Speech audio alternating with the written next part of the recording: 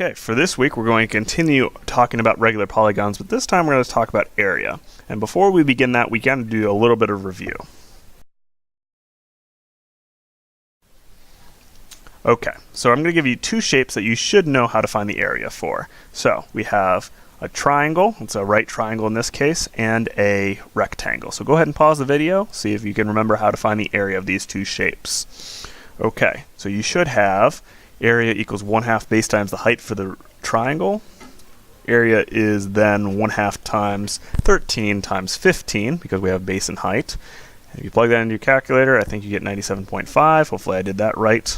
Okay, moving on to the rectangle. We do just regular base times height. Therefore we do area is equal to 6 times 25.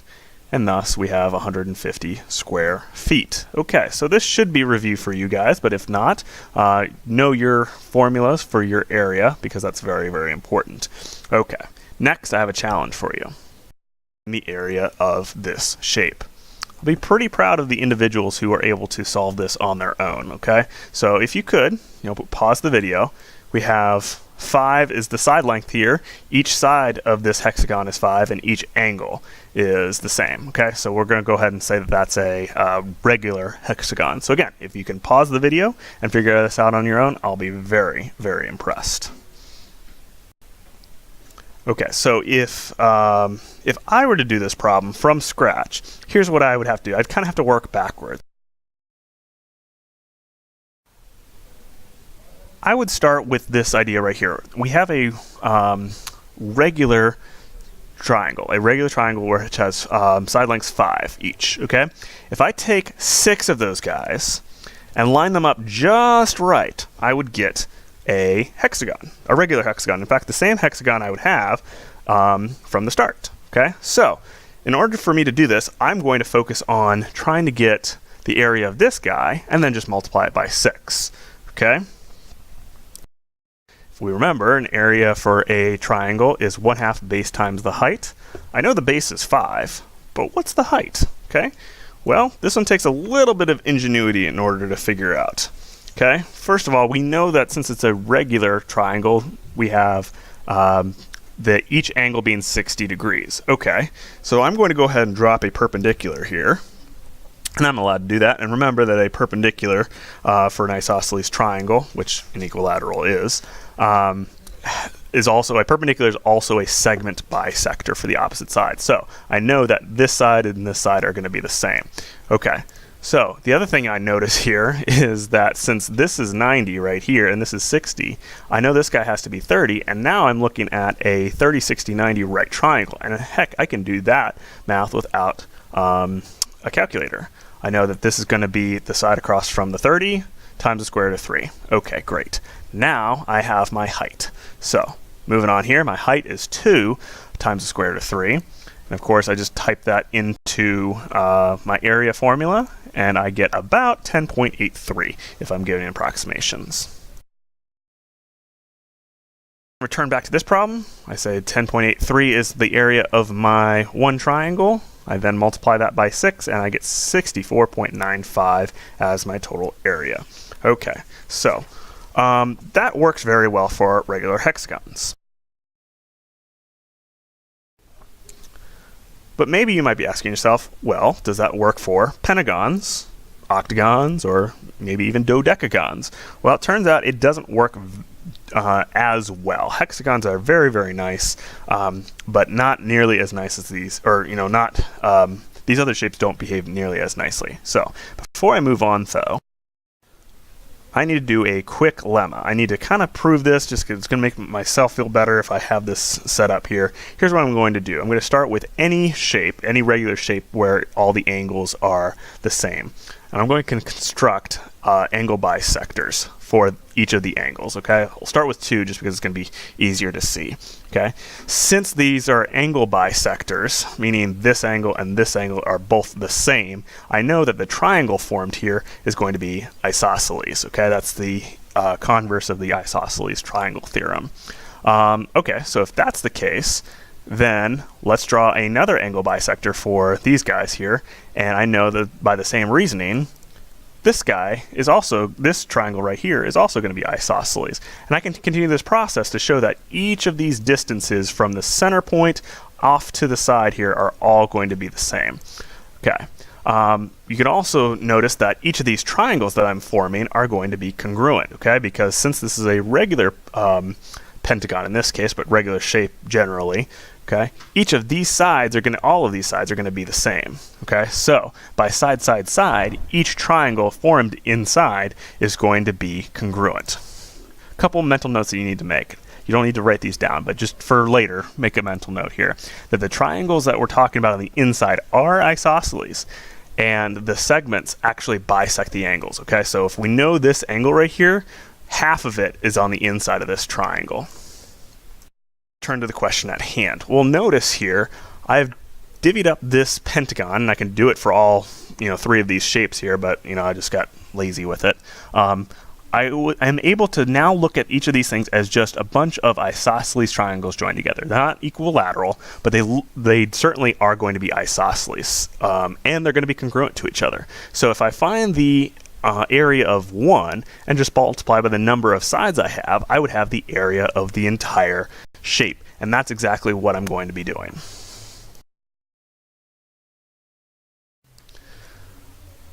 Another quick side note here, we needed a little bit of nomenclature for you. Okay, so these things that I've been drawing in, okay, these angle bisectors, they're actually going to be the distance from the center of the polygon out to the vertex. We call those radius or radii. Okay, multiple versions are going to be radii.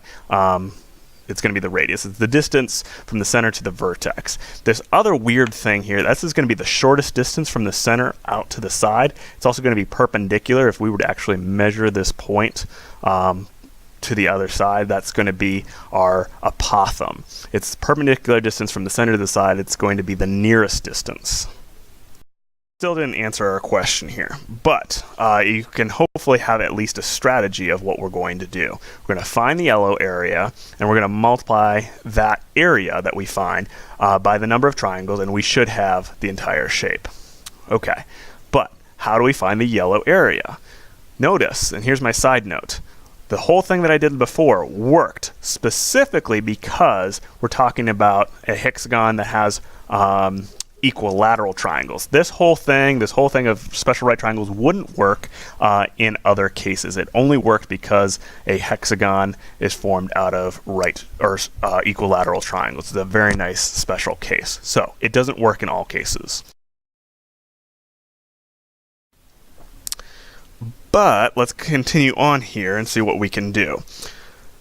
We have the area of the yellow triangle times the number of triangles. In this case, we have 5 triangles. Okay, that's going to be the area of the polygon.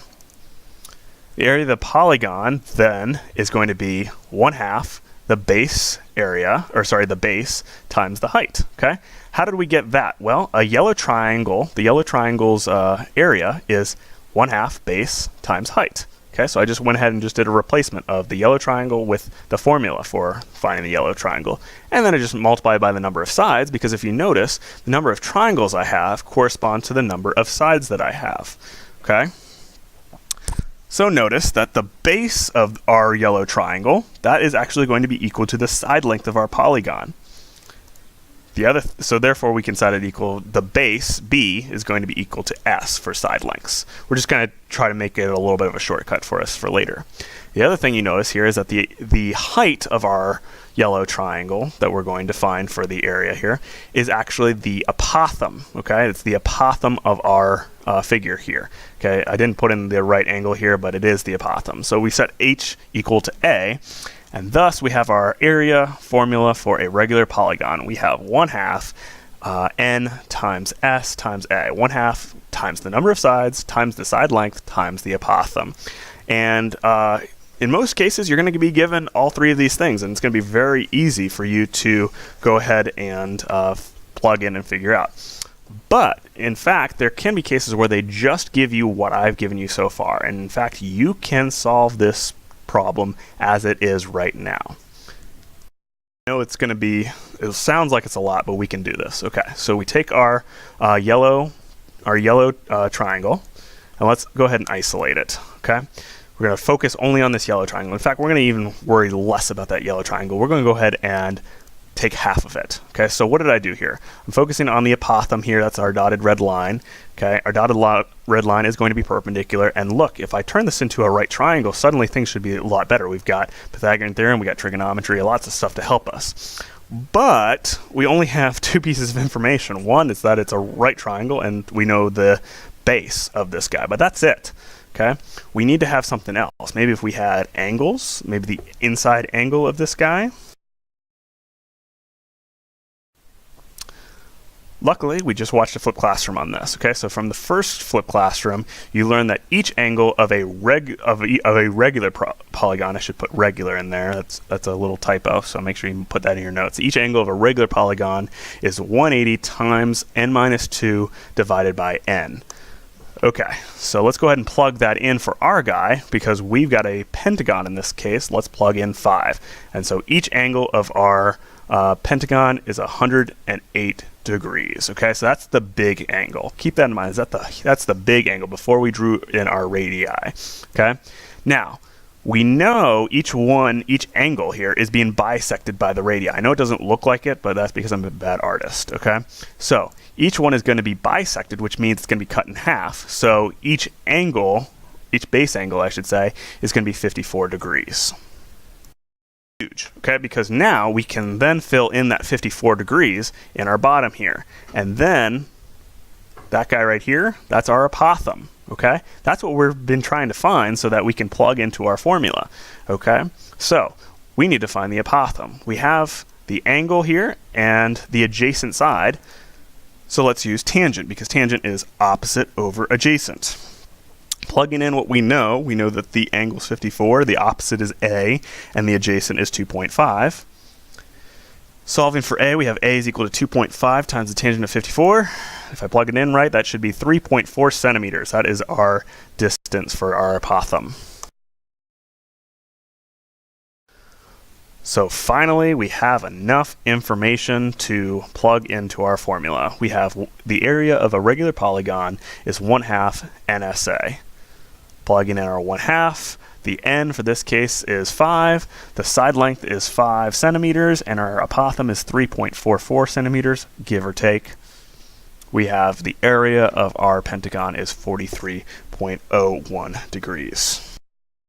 This is a lot of information, and I know it can be kind of intimidating, but for each of these problems here, what you want to do is you just want to ask the following questions. Okay, how many sides do I have?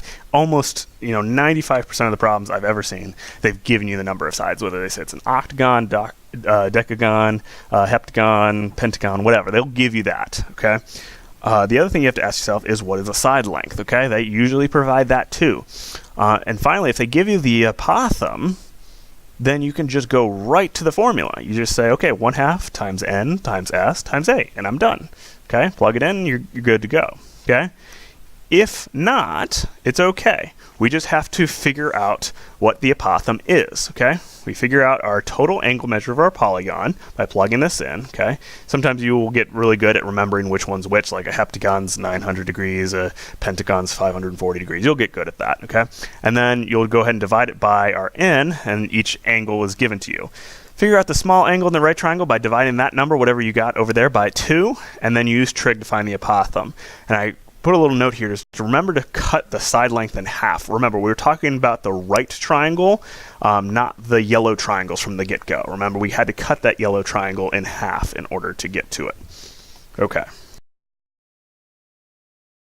Last little twist here is we have, what if they give you the apothem but not the side length, okay?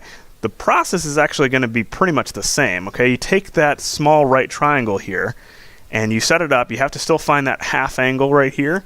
With a right angle, you're able to then solve for half the side length here. You're able to solve this small right triangle right here. Get that half side length by using tangent again, and then double it to get your side length, and then you're back in the formula. Okay, so good luck with this.